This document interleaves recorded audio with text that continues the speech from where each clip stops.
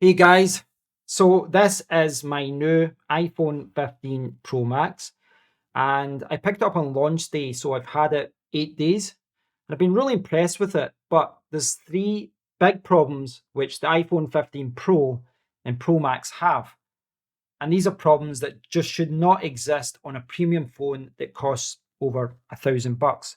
So the first problem is a problem that was highlighted by Jerry Rig Everything, and it's the fact that the back glass smashes very easily. And you can see that in his thumbnail there and some of his other videos.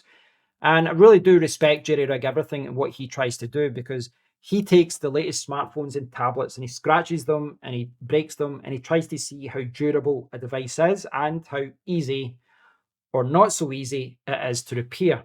And what he did with the iPhone 15 Pro Max was hold the phone like this and just apply pressure with his thumbs to kind of bend it. And he didn't apply a lot of pressure, but the back glass smashed. So the front display was fine, the titanium shell was fine, but that back glass smashed. Now, an iPhone having smashed glass at the back is nothing new. It's a problem they've had for years, but it's usually because someone has dropped the phone, not because they've applied a little bit of pressure. But that is a little bit worrying because, like most people, I put my phone in my jeans pocket, and sometimes if you've got a baby, they will sit on you. If the phone is not 100% in, maybe it won't be sitting flat, maybe it'll be raised a little bit.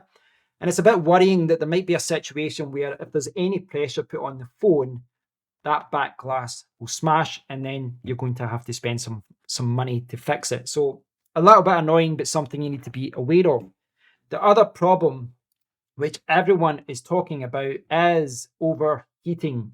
So the new iPhone 15 Pro and Pro Max have this amazing A17 Pro CPU. It's very powerful, but it throttles quite easily, and that's probably because it's overheating. And you can see here, overheating. Lots of videos about overheating. Everyone is talking about it.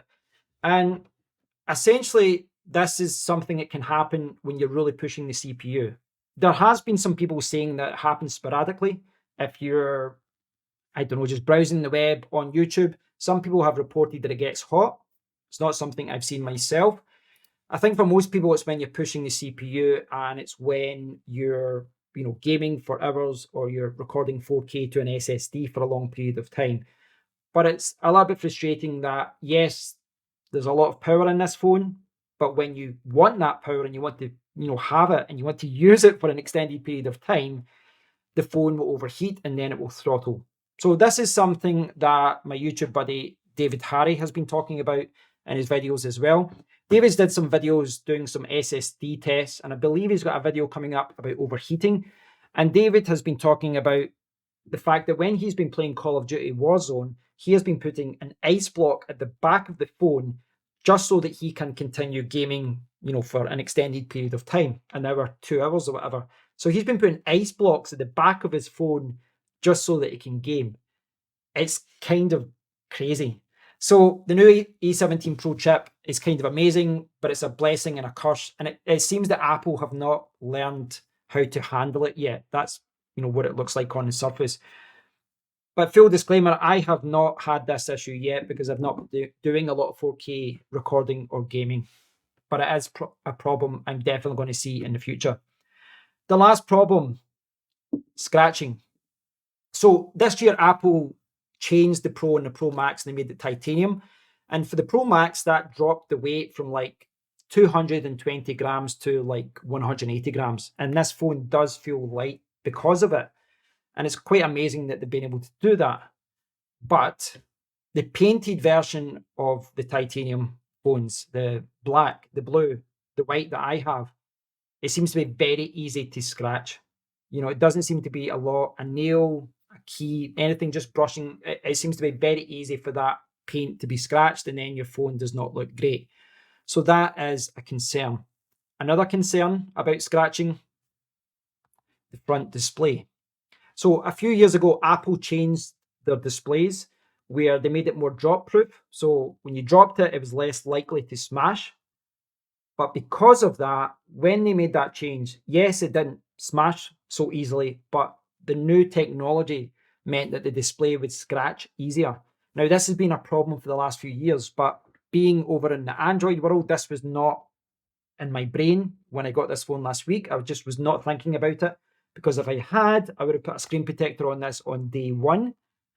And I'm saying that because I did realize yesterday that I've got a few minor scratches at the top of this phone. Well, actually, there's a little one there, and there's a few at the top. Now, that's frustrating for me because I haven't had this in my pocket with keys. I've not done anything to make that happen. I've not abused it. I think the only thing I can think of is that I was putting the phone on this table when I was doing videos about it without a case, and the glass was on the wood, but that shouldn't scratch it. So I don't know what's going on, but it seems to be very, very easy to scratch this display. And that is annoying for me because it's happened already. The phone was barely a week old and it's got a scratch on it. And, coming over to the world of Apple, yes, you spend a lot of money on the phone. This phone was £1,400, but that's not enough, is it? That's not enough money from you, because if you scratch your screen and then you say, well, how much is it to replace the screen? £389. Are you crazy? That is ridiculous. That is ridiculous. So, yeah, that is something which you do need to be aware of. I wish someone told me this last week, because the debate is out on whether screen protectors are actually necessary. That's what I always thought. It's a preference thing. But with this new iPhone, you really should get a screen protector on it, because it's so easy to scratch. I really do wish someone told me about this before.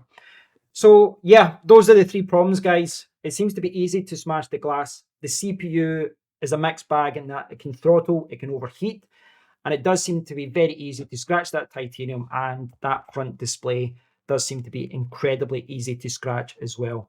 So it's a great phone, but from a hardware point of view, there's definitely some issues there, which I think Apple should address in future versions. So I'd love to hear your thoughts on this, guys. Please do leave a comment below. And until next time, take care.